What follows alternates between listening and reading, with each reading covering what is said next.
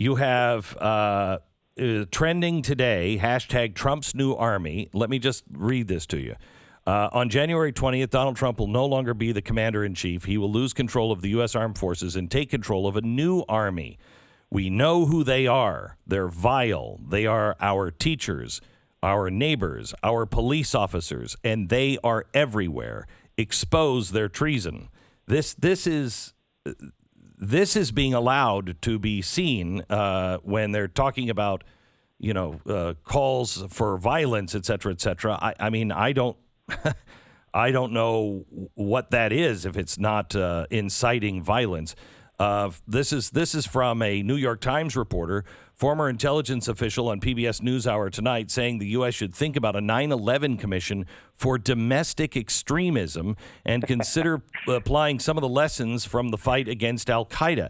There are several stories, including those from members of Congress now, that are saying we need. In fact, the Biden administration said today, during one of the confirmation hearings of the Department of Homeland Security chief, that his main focus is going to be on domestic terrorism, which is now, I guess, us. It is bewildering, isn't it? I mean, I don't know if you saw the interview with the representative, I don't remember his name, who said basically that you can't really trust all the National Guards that are there. Yeah. More, because ultimately many of the white males would have voted for Trump, and to that extent, how can we truly trust? So, I mean, imagine how emboldened he must be in the current zeitgeist that he actually says this openly and proudly, right? Rather than it being something on Martin Luther King's Day yesterday, something that he should have as a private thought and feel ashamed by it. Instead, he boldly espouses this incredibly racist position openly. It's very scary as someone who comes from the Middle East, who sees what happens when societies are not built around freedom of speech and freedom of thought. I am truly bewildered by what's happening at a breathtakingly rapid rate. Will you adopt me in our family in case we have to get across the border, Gad? Don't answer now. Just think about it. Okay. Gad, so as a behavioral scientist, I mean, I would love to have somebody who is talking to me about the meanings of words and how to phrase things, because I think we are at a really dangerous point. And I am trying to express what Martin Luther King did, and that is violence begets violence. Hate begets hate. Only love can conquer darkness and hate. And nobody really wants to hear that now. I shouldn't say that. A lot of people don't want to hear this because they're like, we are under attack as people, as Americans, we're now under attack. And they don't know what to do. So it's frightening. I'll give you an example of that again as a Canadian who, technically speaking, has no dog in the fight and so on. About a month ago, I posted a tweet that was very critical of Nancy Pelosi. Again, I'm doing this. I thought I live in a free world. I'm a Canadian. I'm allowed to espouse my positions. I'm a well-known professor.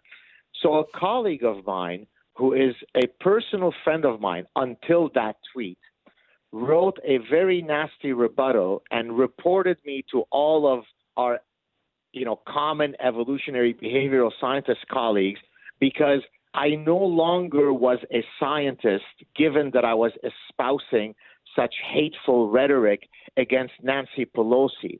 So I didn't know that Nancy Pelosi was a prophet that could not be criticized, and that it was blasphemous for me to do so. And if I dared criticize Nancy Pelosi, I no longer was part of the good standing members of the science club.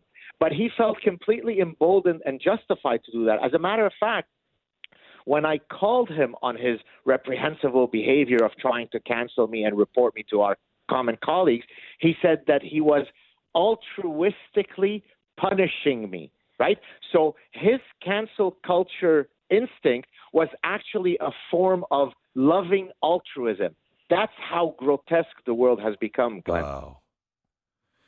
So, listening to the messages that are going on, being a behavioral scientist, and seeing um, social media shutting people down, silencing speech, calling people enemies of the state and terrorists, all of these things that are happening, poke, poke, poke, poke, poke, and the media not being balanced. I was against what happened in the Capitol. I know you were too.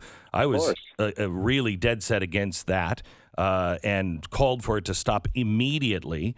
But I also did that with Black Lives Matter. It's the hypocrisy that I think is driving people nuts.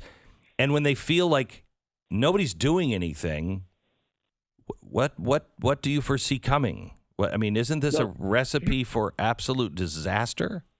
Exactly right. I've long said, Glenn, that the reason why I get engaged in the battle of ideas is because I think that we're still within a window where these debates can be adjudicated peacefully.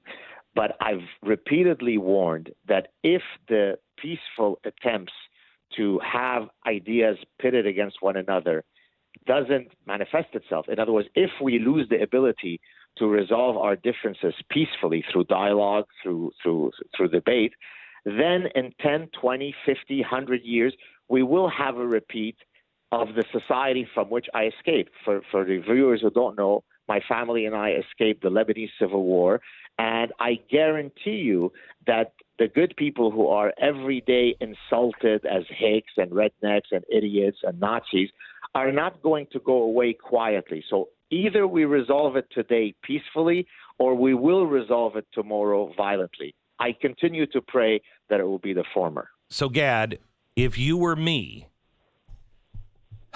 what would you be saying every day to the people who are very frustrated? Try to always find a way to engage those on the opposite side of the aisle. Don't exist in echo chambers. Fight against lunacy. So if your professor is espousing ideas that are insane and that are an insult to truth, politely engage them.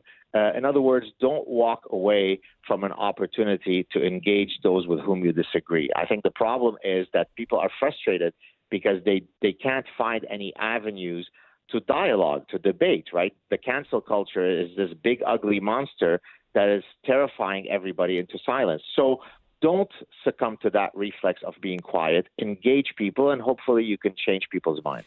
But also, isn't it also the problem that we're beginning to be so set in our ways that we aren't willing to even listen to each other anymore? I mean, people on the left or right, and everybody says this about the other side.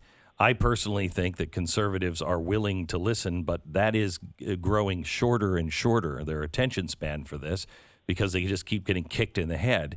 But, when you sit down with somebody, you're not trying to win. You're just trying to understand and then have a conversation. And I don't think that's happening anymore.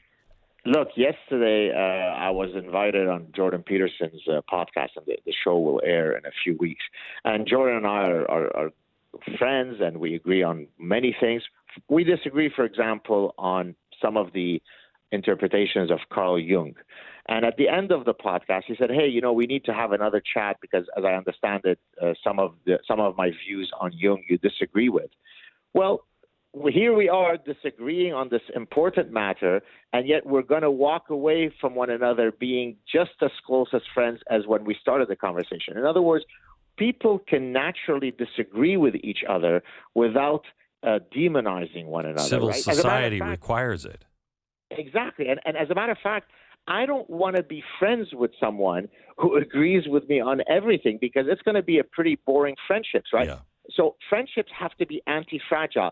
Glenn and I should be able to sit with one another. I remember the first time when I came on your podcast in Texas, we were talking about religious belief. And, as you know, I'm an atheist, you're not. We could have a very meaningful conversation on this important topic, and we could walk away from one another being as close friends as when we started that conversation. People have to develop that reflex that it's okay to disagree, but we don't have to demonize one another. It sounds so obvious, and yet so few people are capable of doing this.